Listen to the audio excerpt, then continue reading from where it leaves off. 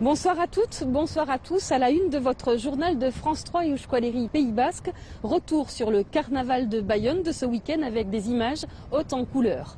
Gros plan sur un rendez-vous qui peut vous intéresser. Les notaires délaissent leur étude pour vous offrir un café conseil instantané. Mais tout de suite, cap sur Biarritz où les méthodes de recrutement dans les métiers du tourisme sont assez particulières. Trouver un travail est-il un sport de combat? Le job dating organisé cet après-midi à Biarritz semble le démontrer. Pas de costume ni de bureau, mais de la pelote et du full contact pour impressionner un futur employeur. Sur la cancha, 60 demandeurs d'emploi et dans les tribunes, 18 chefs d'entreprise. Les gens savent qu'il va y avoir une découverte d'un sport. C'est déjà une démarche un peu marginale. Ça amène, à mon avis, des gens qui sont ouverts, qui ont envie de voir et puis qui font la démarche de se bouger pour s'en sortir. Plus que le CV, ici, on étudie le comportement des candidats.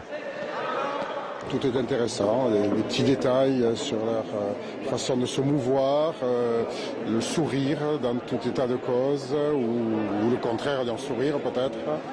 Après l'exercice, place aux entretiens, prise de contact de 5 minutes qui sera suivie ou non d'une embauche. La méthode peut paraître étrange, pourtant, les demandeurs d'emploi semblent se prêter à l'exercice de bonne grâce. Ça change ces rendez-vous guindés, en chien de faïence, qui n'apportent souvent rien, qui stressent plus qu'autre chose.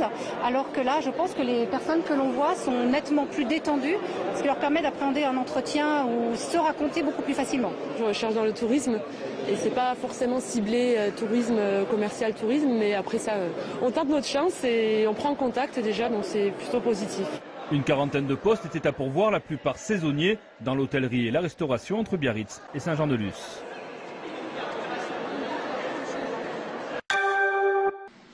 Un café et un conseil, s'il vous plaît. Grâce au mouvement civique Le Conseil du Coin, les notaires sortent de leurs études pour aller rencontrer les clients au bistrot, comme ici, à Saint-Jean-de-Luz. On se met à disposition des personnes tous les samedis, les premiers samedis du mois, justement, pour leur expliquer qu'ils peuvent venir nous voir dans nos études et qu'on leur apporte des conseils gratuits. L'opération se déroule déjà dans plus de 90 villes. Les notaires veulent ainsi alerter le public sur les conséquences de la future loi Macron. Le notaire n'est pas rémunéré sur le conseil, il n'est rémunéré que si l'acte est fait par la suite, sur un barème qui est pour l'instant national et réglementé. Le barème va être modifié et surtout il y aura des possibilités de négociation de ce tarif qui vont faire que l'opération notariale qui est complètement désintéressée jusqu'à présent, le conseil qui est donné, sera peut-être influencé par un but mercantile par la suite. Juliette est venue au rendez-vous du Café Conseil grâce aux réseaux sociaux. J'avais besoin de conseils par rapport à des questions que je me pose et voilà, je trouve que c'est une bonne solution pour avoir des réponses. Prochain Conseil du Coin le 4 avril à Saint-Jean-de-Luz, mais aussi à Bayonne et Biarritz. L'Okari, le collectif pacifiste à l'origine de la déclaration internationale dite d'Ayété, grâce à laquelle le processus de paix en Euskadi est engagé, s'est autodissous samedi. Les centaines de bénévoles de l'Okari ont estimé que le temps était venu de tourner cette page, État ayant déposé les armes. Notre réponse aux affrontements fut l'union. Notre réponse au désespoir fut l'espérance.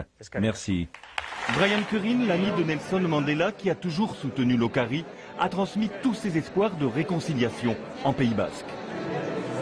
Dans la suite de votre édition locale, le retour très attendu et presque gagnant de Waltari en pelote élite pro par équipe. Il a surpris par sa force après la blessure. Dans les yeux de Waltari, l'envie de gagner à nouveau. Le multiple champion associé à Shimon Lambert en bleu a fait un retour remarqué en compétition. À Arkang, face à Laurent Lambert et Thierry Arismendi, le pelotari a dynamisé cette partie qualificative du championnat de France Elite Pro, laissant échapper la victoire de peu, 40-35.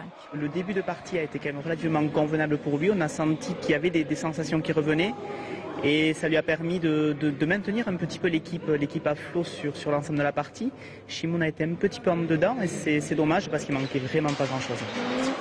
Waltari, enfin remis de son opération à l'épaule, a retrouvé aussi son mental. Après avoir encaissé 9 points à 0, il va avec Shimon Lambert remonter lentement mais sûrement le score, menant même 33-32.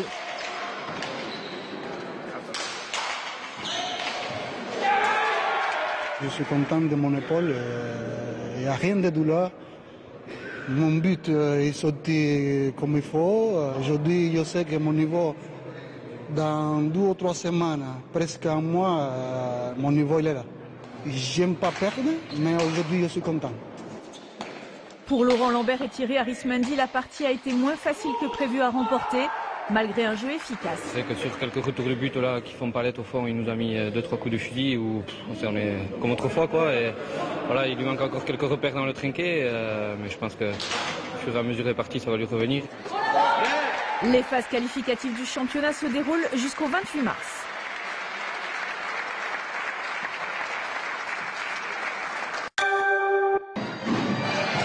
Il était une fois sans Pansard au pays des Celtes. Une grande cavalcade dans les rues de Bayonne pour célébrer Carnaval.